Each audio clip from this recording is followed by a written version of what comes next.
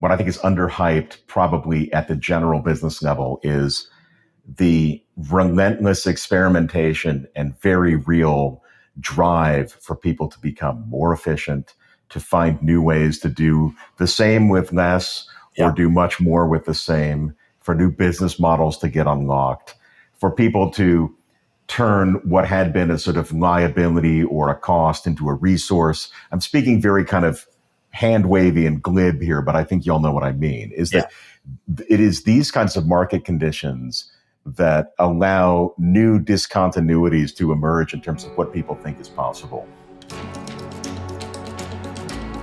I've followed today's guest for years, someone who doesn't just track the energy transition, but helps us all make sense of it with clarity, context, and vision.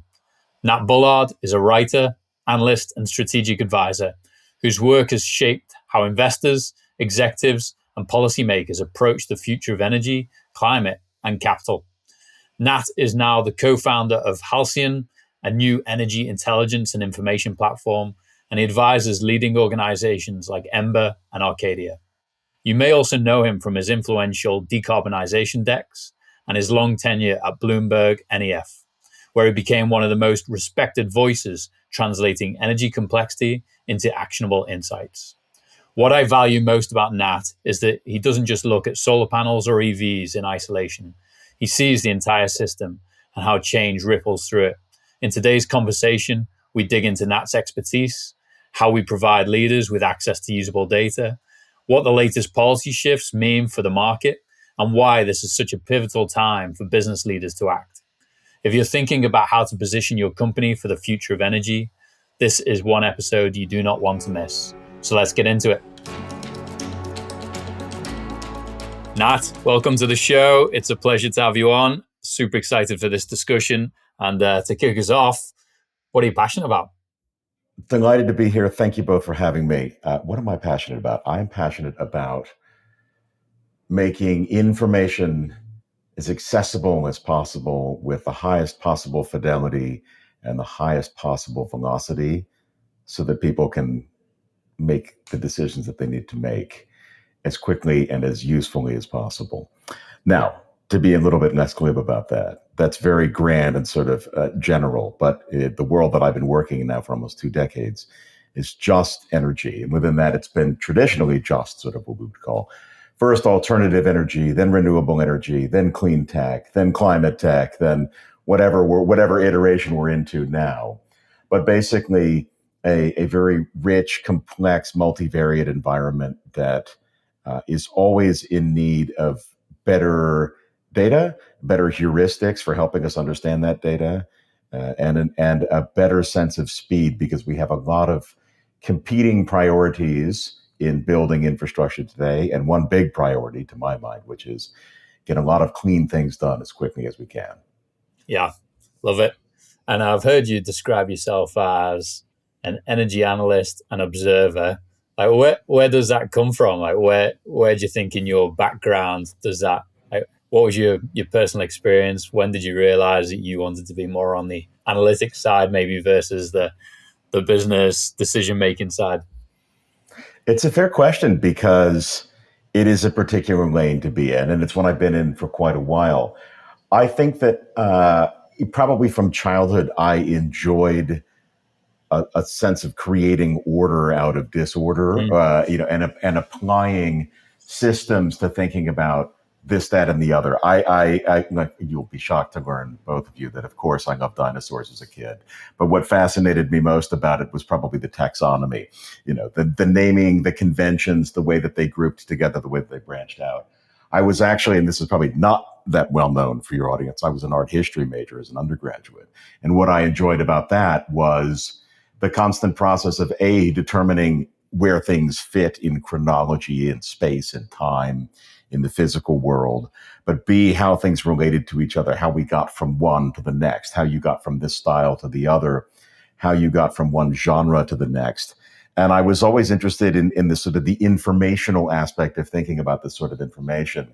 Later on, where I had a commercial encounter with that, it was thinking about the data on how things had moved physically from place to place, what they call provenance, and then pricing, of course, and how that went. When I then went to graduate school wanting to do a hard reset, which I did, and I did an energy policy and economics degree. And then from there, found myself this is about the year 2005, 2006, in this place where I had some academic learning on a sector that was really just beginning to get going, renewable energy in the US, and very, very little relevant deep information about it, even though it was already, you will both know this, globally like a $50 billion market. It was almost sort of unknown in the US. And the entry point to that, you've already sort of hinted at it. I could have been a developer. I could have been on the finance side. I had neither of those skill sets. What I did have a skill set with was fast reading, a love of creating order out of chaos, and an interest in sort of a high throughput informational landscape. And I got very fortunate to find the good people at New Energy Finance who were building a business that was doing exactly that. Joined them early on. I would say the company was still a startup. To be very honest, I would not put myself in the early stage startup employee category there. To be honest, as a founder now, there's a vast difference between joining when there's 40 people and joining when there's none. But I did, I think, benefit from rapid growth and expansion in that market. And what I found is that the information as a business and information as a landscape is constantly expanding. The sectors themselves were growing 30% a year, 50% a year. The informational needs go along with them, keep growing like that. We also had an expanded landscape in terms of the different things that we could cover. I mean, I started off just covering wind, solar, and biofuels in the US. By this point, my former colleagues are covering pretty much everything you can imagine, even including the food and agriculture sector. There's just a very, very large landscape that can keep expanding against what to cover. And I found that I sort of temperamentally fit for all of this, but I also have a fit, I would hope, for the business of information, what that business actually is, and trying to be as clear as possible, as quick as possible, and to be honest, as useful as possible in what is created and conveyed for the larger market. That's awesome, Nat. Maybe you can share for our listeners, like in a world where there's arguably endless information, what are you doing today, and what's your role within that? And then maybe we can come back and dig into some of the other items you touched on. You got it. So I'm a co-founder of Halcyon, which is an information platform that has been stood up now for 2 years, roughly 2 years, and we are addressing at our initial sort of cut point into this vast corpus of information, the U.S. regulatory landscape at the state level. So PUCs, Public Utility Commissions, Public Service Commissions, the occasional public or state corporation commission, for those of you in Arizona. And we're using this vast landscape of information as the start on building something more. The reason we start with this is twofold. One, I think it's generally poorly served from an informational product perspective. Two, it's really big. I mean, we're talking, obviously, each individual state has its own information architecture, its own needs and wants, its own styles and fashions of doing information. Three, it's public. So it is accessible. And four, it is ideally suited for today's machine capabilities, for AI and machine learning, to apply to this vast body of text. So the rate determining step for decision making in my previous life on this was how fast could you read, right? And not just how fast can you read, but how fast can you keep essentially a mental change log in your head of what you had read here, there, how that has changed, how it's different. And realizing that, a lot of times the key information that you need exists in a structured form. It is a number, it is a something, it is a term, but it is in an incredibly unstructured context. It is in part 2 of the third information request response of this proceeding in this state. And it's historically been essentially impossible to harmonize across these different markets. And it's been impossible to kind of keep up to date in any fashion besides kind of running something on a quarterly or annual basis. And by the time you finish, you should be starting it all over again. And very hard to make a process out of it. But again, AI, machine learning, large language models are capable of doing this. And so that's been our starting point. We built the intake to first crawl, then collect, and now start to harmonize the information from all these different states. We make them available through a lot of free public tools. We also have built product layers on top for things such as tracking the price of a natural gas-fired power plant in the United States, or the litany of new large load tariffs that are popping up state by state. There will be more things that we build on top of this as well, but we're basically taking structure, or creating structure rather, out of unstructured context, putting this all into a fashion that you need to know. You will both be well aware of this, that sometimes you need a number. You need to know what is the limit on that large load tariff. The challenge is it's not presented in a tabular fashion. It's a line in a document somewhere. Sometimes it's a line in a spreadsheet that's been that's been landscape printed in a PDF that then's been uploaded back into Purposefully a made state regulatory filing. So the challenge has been to use what has historically been a rate limiting step on decision making and speed as an opportunity to build a lot of reason and order, so to speak, on top of all of this information and make it much more useful. So it's a lot of work, and it's not very straightforward, and it's time consuming at first. But we're in the sort of the acceleration phase of making this useful, accessible, interoperable, and now building product layers on top of it. Well, thank you to you and your team, because on a personal note, having been digging through the iterations of the one big beautiful bill over the last few weeks, personal experience of seeing, all right, this paragraph 2, sentence 3, amendment to that, and then having to go back and reference the other one is mind numbing, right? It is totally, and that's one document with a lot of sunlight on it. That is one federal document. Yeah. Wherein you can at least probably gather your strategy team around a table and say, all right, y'all, I want you to read V1. We're going to read V2. Let's try to match it up. And then you can, and this is a feature, you can rely upon a very smart attorney to have probably done a little bit of gloss on it, or somebody at a very good NGO to have done their understanding based on 25 years of experience. But if you're saying that you'd like to do the same with, say, a new large load tariff in Missouri, which no one has looked at yet because it's a state that you may not have focused upon, and it's a utility you're not familiar with, and an information architecture at the state level that you're not familiar with, that's a big ask. So, there are analogs in that one big beautiful bill that I think everybody's familiar with, but multiply that times tens of thousands of active dockets. And then, even more importantly, the recombination of all of those things. That sometimes the information you want is not a vertical. You're not just trying to decompose this one bill. You are trying to get a sort of horizontal, latitudinal understanding of all of this stuff across many different markets at once. So yeah, it's a hairball, and that's why we're trying to devote some technology to it. And Nat, for our listeners, can you give an example of how your platform is being used to create impact or a positive use case? Or I'll give you an example that is us very much dog fooding it, which is to build a first product through the same sorts of thing that we allow in a sort of one shot way for people to do free through the public element, and that is building the natural gas power plant tracker in the U.S. So there's a term of art that people make fun of me for using, but it's a proper one, which is anecdata. It's the plural essentially of a small number of things that people have mentioned that are reputable, but perhaps hard to track and assemble together.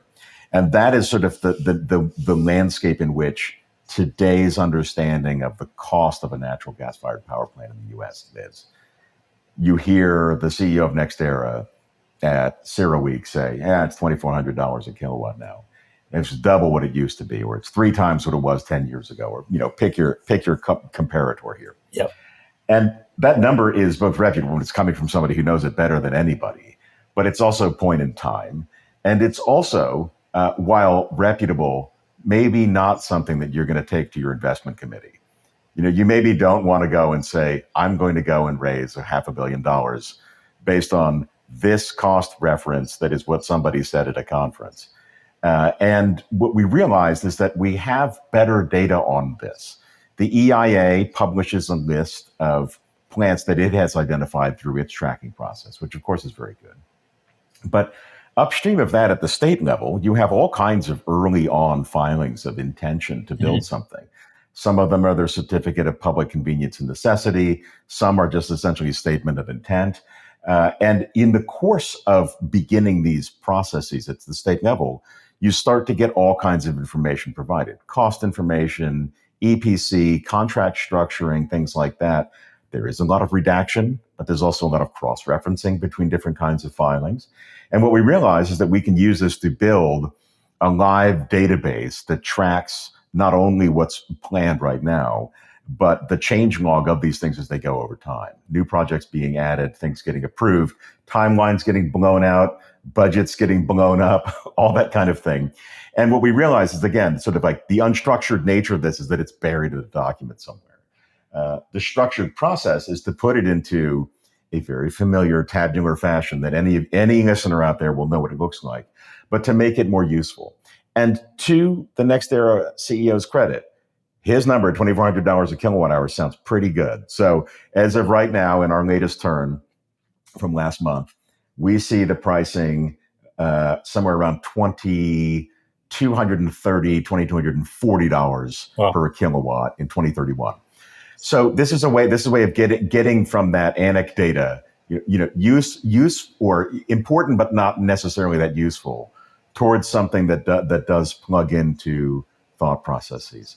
We're doing other stuff, as I mentioned. We're doing one with like all the large load tariffs that are out there to kind of put them into like for like comparison, because they're relevant. They're relevant if you're buying power, if you're selling power, if you're building a data center, if you're building a battery factory, whatever it might be. Yeah. So that's the product element. And then there's of course the come in and explore for yourself element, wherein people just, come ask a question of through the prompt and look through the corpus of information there and get stuff. We also have, lastly, a data science approach to this, which is if you wanted to if you want to make the same inquiry one time, 2 times, even 10 times, that's fine. If you want to make it, say, 500 times or 2,000 times, that's something better delegated to a data science approach. So we run that at technology scale as opposed to a human scale to get towards the kind of responses and answers that people need to know about this, that, the other market or development. Yeah, amazing. What have you been your, I suppose you referenced the entrepreneurial journey. What have been the biggest lessons in building out the tech stack? Have there been any key pivots or key learnings that you're kind of really leaning into? That's a great question. I mean, it's the key learning is that these things are all difficult at these state levels, are difficult in their own unique way, right? To the credit, and I say this with real honest generosity, these are some of the earliest systems that were made public that you can think of. A lot of them have their roots in the 1990s. A lot of them are underfunded. A lot of them do not have a great refresh cycle. They're beholden to policy and politics. And so they're almost all making a good faith effort to be there in public. But because their sort of apogee of disclosure is at the state level, there's no burden or requirement or even benefit from making them comparable across states, because it doesn't matter. Like what happens in Missouri has, at the regulatory level, not necessarily an impact on what's happening in Iowa.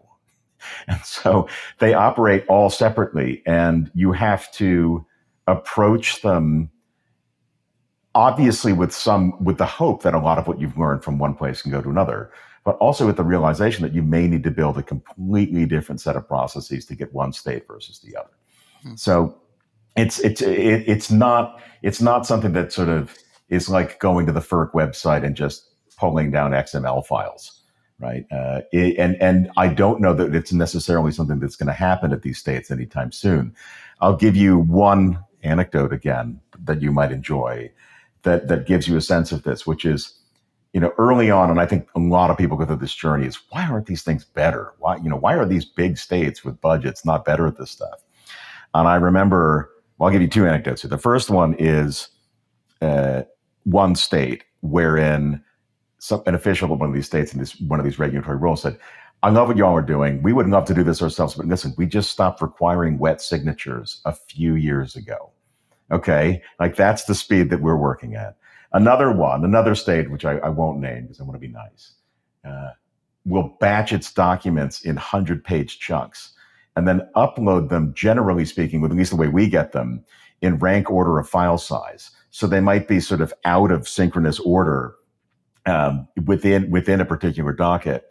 And so you'll get pages 0 through 99 first, and then, pages 300 Lovely. to 399 next.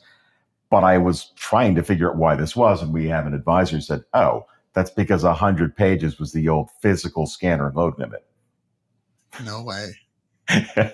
And so that's just a process that has been baked in that hasn't been done away with. Some of these institutions still classify dockets or file sizes as if they were physical paper, and think of them as though they needed to be either in a reading room where you could go access them, but if they were more than 10 banker boxes worth of paper, they would have to call an offsite storage facility and then bring you a forklift pallet of paper if you wanted to look through it.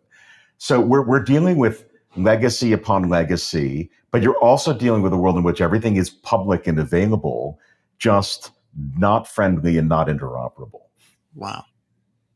In the spirit of, I think you said cleaner, faster, Nat, where does this come into play? Is this helping individual states and PUCs to just operate better amongst themselves? Is it to help them learn from each other? Is it to provide the tools to the developers to navigate this and streamline the development process and eliminate soft costs? Like, where does this come into actual practice? It's almost entirely the latter side of that at the moment. It's working with developers, principal investors, institutional investors, some people on engineering, equipment providers, some utilities, to just accelerate what is already, in a good way, a kind of classical decision-making process.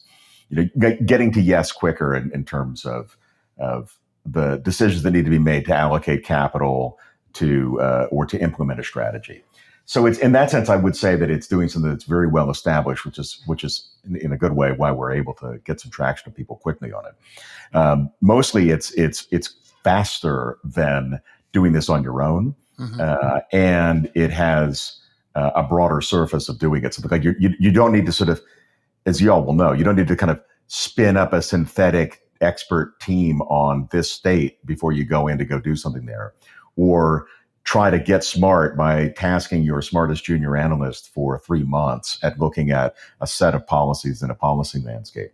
The hope is that it obviously complements that work, because everybody does need to do their own to make a final decision, literal or figurative final investment decision. But it gives you the tool set to get there much faster, and to also keep it all in one frame. So that the other thing about this is when we deliver one of these products, for instance, you are not jumping back out to the Missouri PSC or the Mississippi PSC or to ERCOT or whomever. All of the things live in one frame. So all of that information is in one place. It's paginated so that you can pop immediately to that reference point that you need to get something. And that saves shoe leather costs for people, but it also saves coordination costs across teams. It saves version control costs across teams within teams, that sort of thing. But yeah, for the most part, it's people who you would expect who want to get information quick and make decisions quicker than they had been. Yeah. Can you share some insights? We're in a new time as far as load growth across the U.S. You made some comments around the large load tariffs and coming power plants. What are you seeing as we look forward between now and say 2030 as far as load growth and more importantly, I guess, for our commercial industrial leader listeners of the podcast? How is this going to impact their energy costs? So, the three of us are not that old, we have some memory of years of rapid load growth in the U.S., but for the most part, that's before the active career of a lot of people in the market right now, and we're back at projected growth rates for load in general that are back where they were in the mid '90s. So really, the beginning of the career for many late career professionals right now. But we're also at a period of unique concentration, which is you have service territories that might have a gigawatt of peak load that have multiple 1 gigawatt plus interconnection requests for demand that they're trying to figure out what to do with. So we're in a unique moment, I think, in this case. And I don't know what era you would have to harken back to find experience with demand growth of that particular kind. I mean, perhaps the 1920s or the 1930s, right? And so this is a sort of cognitive challenge for everyone. There's also an issue that we have loads of sort of incipient or potential capacity on the renewable side that's bottled up in interconnection queues. That might be able to move faster, but not necessarily. You have one cohort of large load customers, the hyperscalers and data center operators that are, relatively speaking, extremely underexposed to the actual cost of electricity, but highly geared to its availability. Yeah. So does it cost 8 cents or 10 cents is much less important than is it there or not. But you have other industrial and commercial customers for whom the cost is absolutely material. If you run a mini mill, you do care about the cost of electricity. If you run any other kind of heat-intensive industrial process that you've electrified, you very much care about the cost of electricity. So it's a challenge here where you have, I think, a lot of battling and jockeying for position to be in the queue, as a source of demand, but also a pretty wide differential in the way that energy impacts your cost of doing business. And a good reminder, and I'm sure for your listeners, and you'll know this too, is that it's not just data centers. Ford and SK On's Blue Oval factory is in its own right about 300 megawatts of load. Like, that's not insignificant, No. Right? And it is, however, one that wherein the cost matters. It's not necessarily a data center being spun up just to do training as quickly as possible. So there's a lot here at play that we also haven't had, not just the growth, but the particular kind of concentration of that growth. And also the differentiation between customer types, I think is special right now. Yeah. And now you've been tracking these cycles for years, and you've kind of touched on the generation, storage, mobility, now industrial operations. What do you think is being underhyped right now? There's obviously loads in the press about data centers and things like that. What are you seeing as being like super important that people are maybe overlooking based on your extensive research? The cure for high prices is high prices, right? What I think is underhyped, probably at the general business level, is the relentless experimentation and very real drive for people to become more efficient, to find new ways to do the same with less, or do much more with the same, for new business models to get unlocked, for people to turn what had been a sort of liability or a cost into a resource. I'm speaking very kind of hand wavy and glib here, but I think y'all know what I mean, is that it is these kinds of market conditions that allow new discontinuities to emerge in terms of what people think is possible. In politics, it's an Overton window. What is considered part of the discourse. I think we'll have the same thing equivalent happen in terms of new models for efficiency, new models that happen behind the meter, new ways of contracting for energy, new paradigms for what we use in terms of how people think of what's mission critical, what can be as available, all that kind of stuff. Yeah. And the great part is that I don't personally have a good read on any of that, but there are thousands of dedicated entrepreneurs who do, who view this as their present reality and their expectation, and are going to do their very best to make it, and I mean this in a good way, not happen. to make it such that we don't have 200 extra gigawatts of load built in the US because XYZ has happened, because we've done something very different to keep that from happening at a technology, at a business model, at a sort of entrepreneurial level. Yeah. And then your annual document, what I really enjoyed was like the stats you provide are amazing. I think one that stood out for me was 400 local ordinances are against renewables in the US. Sure. And then I'm sure it's more now. Yeah, exactly. And we're coming off the back of the One Big Beautiful Bill. And there's definitely a lot of negative rhetoric in the market. I think Dan and I feel quite differently. I think we see this as being a real opportunity to drive urgency, drive that innovation, drive that efficiency, and get people to act. Have you got any thoughts or reflections on the Big Beautiful Bill and how it's going to play out across supply chains, and also just motivating and creating urgency for people to get behind some of these ideas that you just shared? So I'm not as close to it as I would have been in my previous life. Let's put it that way, when I would be able to talk to a whole policy team and look at it. And I say this in this sort of neutral, positive way. I'm quite reactive to it. From an information perspective, I want to see what's there first and get into it as quickly as possible and keep as high frequency as possible a tally on responses. So I think that we're still figuring out the exact set of implications that this is going to have. I will work backwards for the things that I think are the harder lifts, which is kind of making us somehow build more brand new coal-fired power plants. I find unlikely. Can you use various machinations in legislation and regulation to keep older assets online? Possibly. Can you make it more difficult to do renewable development? Yes. Can you also make the financing structures more stringent, tighter, that kind of thing? Yes. But renewable developers, I would say uniquely amongst people in the US, are used to being rug pulled and having to deal with short tenure policy changes. And I think are among the most resilient of the business operators that I've ever met. Not putting a silk hat on a pig here, but it's been interesting to watch the sort of general business community's reaction, let's say in particular in the healthcare sector, to this bill, where people, and I say people at this sort of the lobbyists, the executive level, the organization level, are not used to things randomly changing all of a sudden, you can very clearly tell that this is a new occurrence. Whereas for renewable developers, it's like, oh yes, I remember this from 2008. I remember this from 2016. I remember this sort of like, bone jarring set of lurches that might be happening in the policy landscape.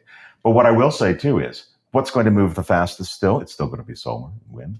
What's the quickest way to probably shore up a grid where there's a reliability issue? It's going to be battery energy storage. Yeah. If you're a data center developer, and we're beginning to not necessarily learn, but see more about how they operate as a citizen in the grid, how are you going to manage your intense fluctuation in your demand? That's a simple result of your process. You're probably going to be implementing storage.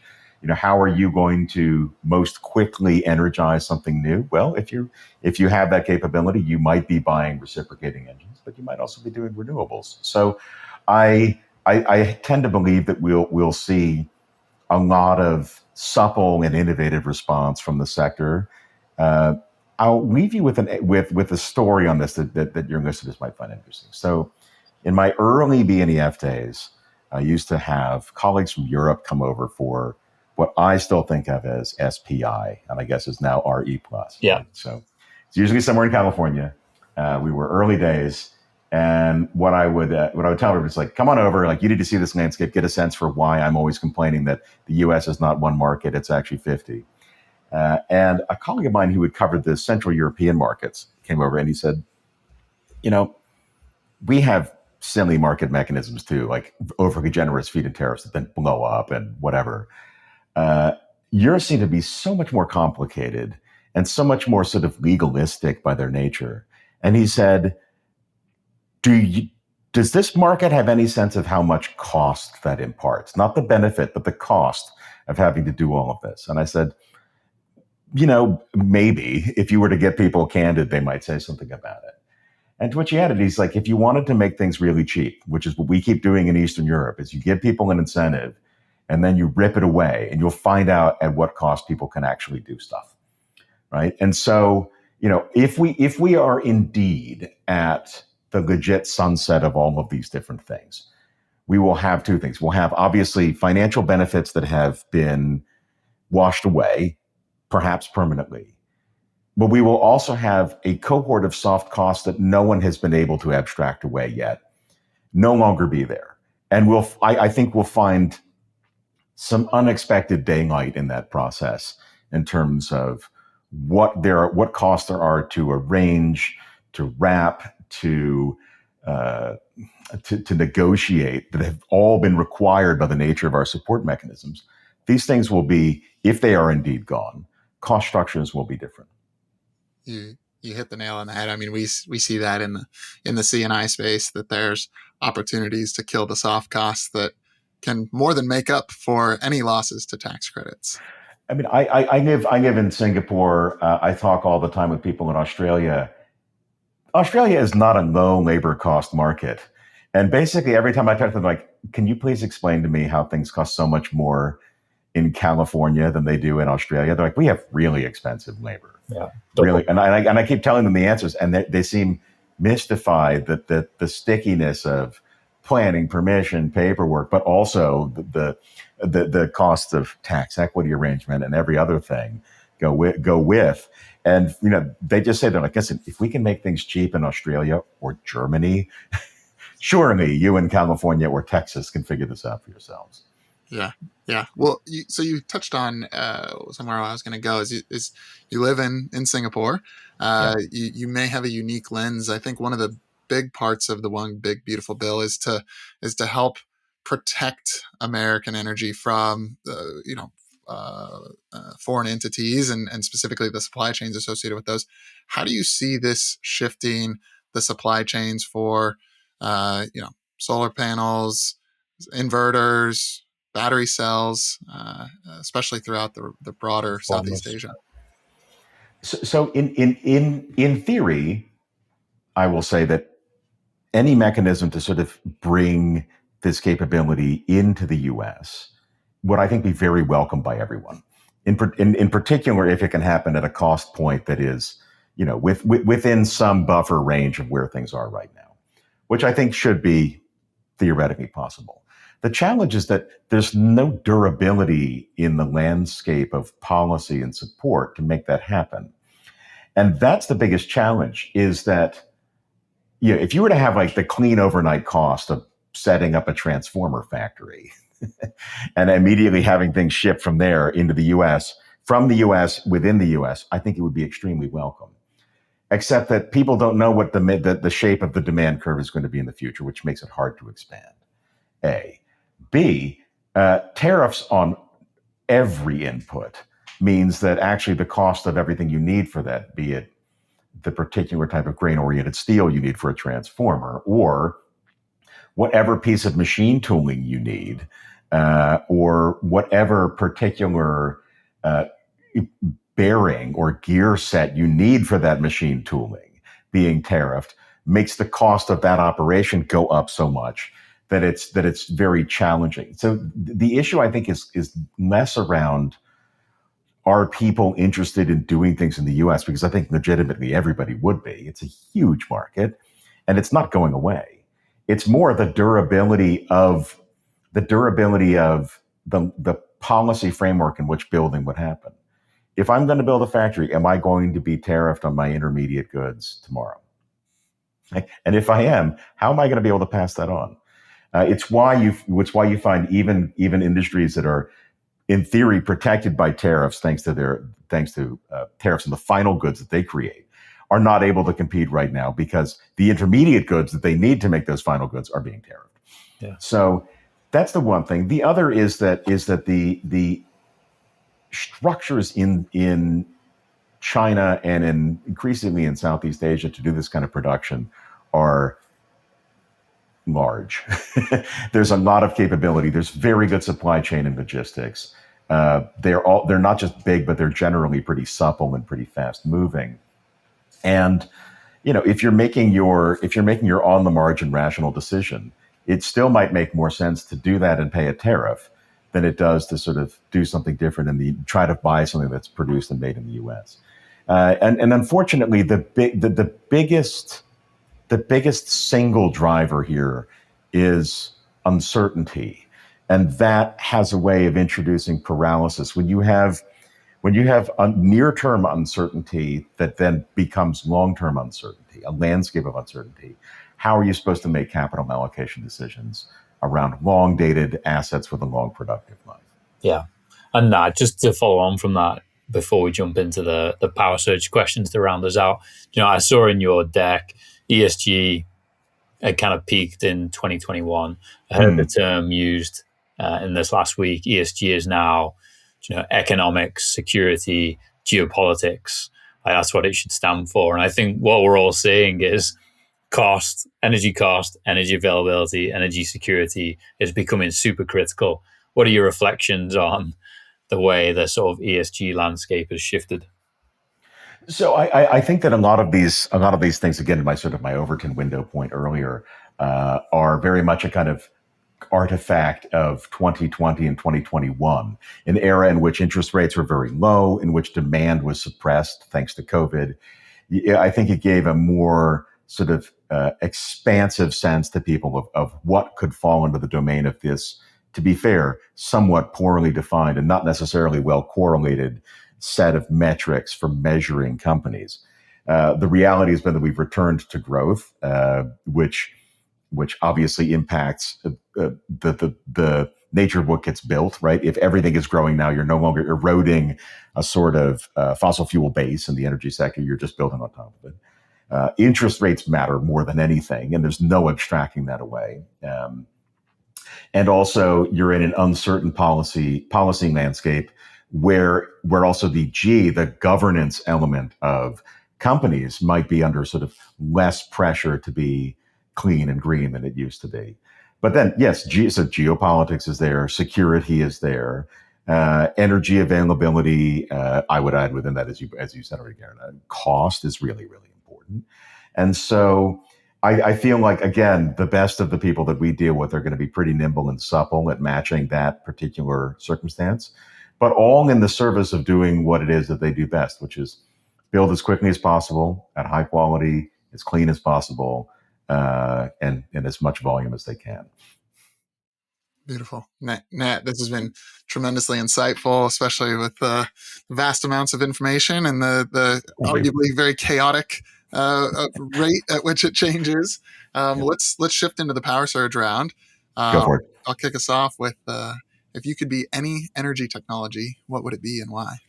This is going to be a shocker to your listeners out there, but I would be photovoltaics. I was a solar analyst really early on. Once a solar analyst, always a solar analyst.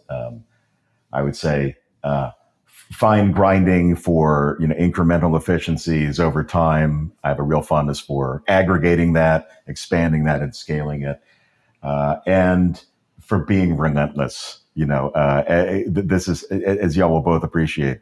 Can you imagine going back to the beginnings of our time and saying, you're going to be recording a podcast in 2025. And the year prior to that, the world will have installed 600 gigawatts of solar. Yeah.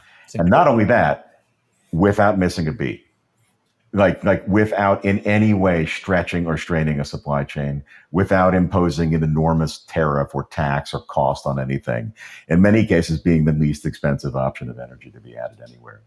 And just a testament to continued refinement, process innovation, applying what you've learned to the next step along the way. And also never resting on your laurels, because there's always somebody else behind you looking to do it cheaper, faster, and better. Yeah. The beauty of a technology versus a fuel source. That's right. Yeah. And you're obviously someone who absorbs information, Nat. Have you got any favorite sources of info that you'd share with our listeners as your go-tos? I have many, but let me keep it to like a cheeky half dozen or so if I can. So My favorite long form people, I always enjoy reading Hannah Ritchie's work from Our World in Data. She does magnificent decompositions of all of the big trends of today and how we can think about them for tomorrow. Dr. Sasha Lucioni at Hugging Face does, I think, absolutely critical work in talking about and analyzing the actual energy demands of AI in a way that don't often get a lot of sunlight and are really good. I like Andy Lubershane from Energy Impact Partners, who writes a Steel for Fuel blog, and Shanu Matthew, the investor from Lazard, who has he has a fantastic Twitter feed, but he also has a really, really good personal blog called The Balance that I'm very fond of, that looks across not just what we do, but other things as well. Longer form, I really, maybe the best book I've read in the last couple of years was Dr. Fei Li's book, The World's I See, plural, which is about her sort of life and journey through AI. And it's absolutely fantastic. A great kind of human narrative of AI. Greg Nemeth, who wrote How Solar Became Cheap or How Solar Got Cheap, I can't recall exactly, has the best book I've read recently about solar, and he's got a new version of it coming out. So put it a plug for Greg's next book. I also really enjoyed, and I've returned to over time, Mark Levinson's book, The Box, which is essentially the natural history of the 40-foot shipping container. That's really, really good. So I read a lot of people a lot of times. These are people that I return to and things that I return to regularly. Nice. And shout out to your own annual presentation as well for our listeners. Thank you. I don't tend to read that one as often as I read other people's stuff, but it's fun. It's still a worthwhile effort. I enjoy it. People ask me about why I do it, and it's like I do it for myself and just hope that it's of some utility for the wider landscape. Wonderful. Okay, let's close out.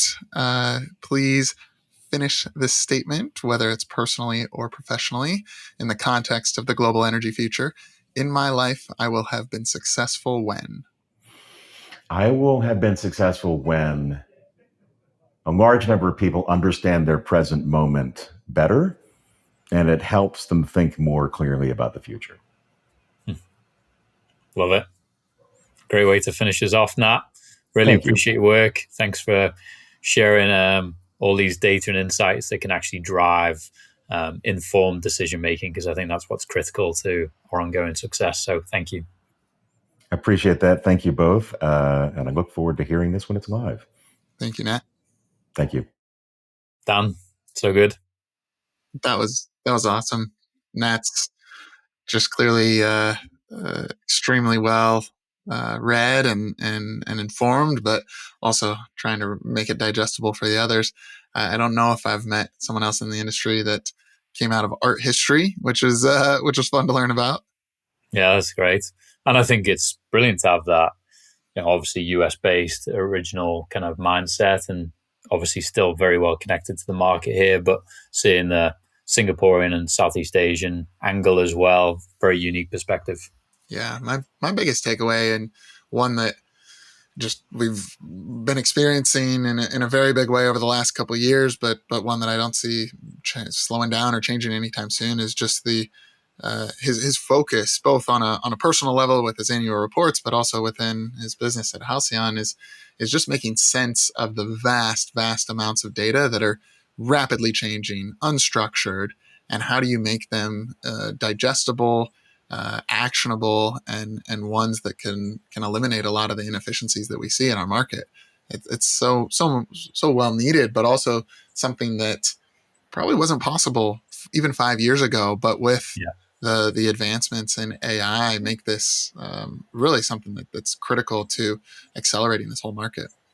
Yeah, and very aligned, isn't it, to our thinking of you have to be able to provide that tailored and customized data and insight to make truly informed and confident decisions, because we're expecting people to make multi-million, multi-billion-dollar decisions, and you need all the data and information you can get. Certainly, and when he's focusing on developers that are building dozens of megawatts, if not hundreds or even gigawatt size power plants that need to engage with the PSCs and the PUCs and the state regulators to be able to make those projects happen, at the same level on a commercial industrial scale, you don't need that level of granularity. You need a whole nother level of granularity on helping business leaders make decisions and navigating those landscapes. So I agree with you. It's extremely well aligned.